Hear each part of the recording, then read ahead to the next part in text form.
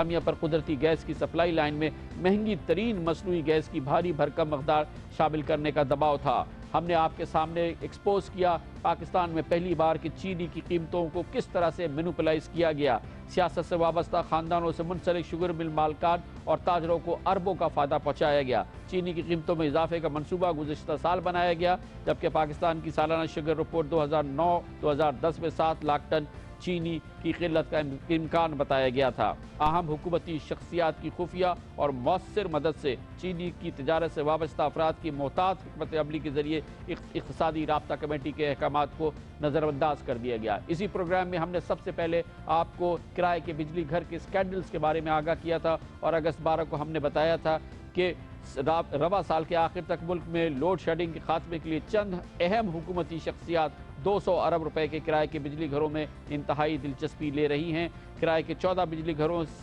سے انتہائی زیادہ قیمت پر 1900 میگا واٹ بجلی کی خریداری کا حکومتی فیصلہ شکوک و شبہات سے پر نظر آتا ہے۔ کرائے کے بجلی گھروں کے بارے میں ہم نے تواتر سے مختلف پروگراموں میں آپ کو اس سلسلے میں آگاہی دی اور پاکستان کو اربوں روپے کا نقصان پہنچانے کے اس منصوبے کو روکنے کی کوشش کی۔ اسی طرح سے پاکستان اسٹیل اور چینی کمپنی کے درمیان جو مفاہمت کی ایک خفیہ یادداشت ہوئی تھی، وہ ہم نے آپ کے سامنے رکھی، جس کے ذریعے کوشش تھی کہ انتہائی مہنگے داموں پر چین سے قرضہ حاصل کر کے پاکستان اسٹیل میں ایکسپینشن کی کوشش کی جائے اور اس میں رشوت حاصل کی جائے۔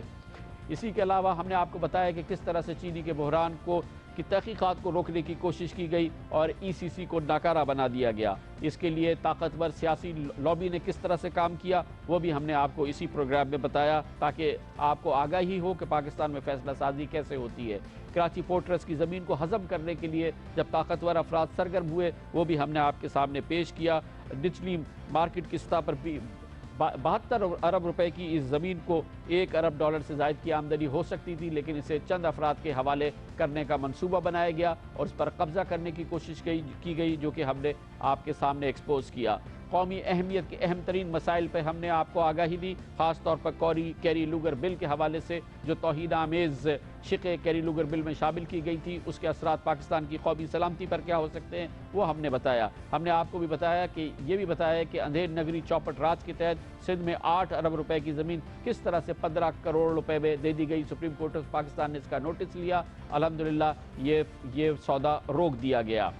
اسی طرح سے ہم نے آپ کو بتایا کہ صدر زرداری بلحاظ عہدہ صدر کاروبار نہیں کر سکتے، اور وہ ایشو جو کہ اخبارات میں سامنے آیا تھا، یعنی اسلام آباد میں زمین کی خریداری کا معاملہ، وہ ہم نے آپ کے سامنے پیش کیا۔ سندھ میں جس طرح سے سرکاری اقربا پروری کے ذریعے میرٹ کو ختم کیا جا رہا ہے اور ایسے لوگ جو پولیٹیکلی کنیکٹڈ ہیں ان کو کانٹریکٹس پہ ملازمتیں فراہم کی جا رہی ہیں، ان کو ریٹائر نہیں کیا جا رہا، درجنوں لوگوں کو کانٹریکٹ پہ ملازمتیں دی جا رہی ہیں، جس کی وجہ سے وہ لوگ جو کہ پروموشنز کے مستحق ہیں ان کی پروموشنز رک گئی۔ اس کے ساتھ ساتھ ایسے لوگ جو کہ سیاسی کنیکٹڈ تھے ان کو 1 سٹیپ پروموشن دیے گئے، اس کے لیے تمام قواعد کو بالائے طاق رکھا گیا۔ ایسے لوگ جو کہ ملازمت کے خواہش مند تھے اندرون سندھ میں، ہزاروں لوگ وہ منتظر رہے جبکہ چند سلیکٹڈ لوگوں کو نئی ملازمتیں فراہم کر دی گئی، اور اس کے لیے نہ کوئی انٹرویو لیا گیا اور نہ ہی کوئی ٹیسٹ ہے۔ یہی وہ تمام امور ہیں شاید جس کی وجہ سے اب کہا جا رہا ہے کہ اگر ہم خاموش نہ ہوئے تو ہاتھ توڑ دیے جائیں گے۔ دھمکیاں دی جا رہی ہیں، اور اسی قسم کی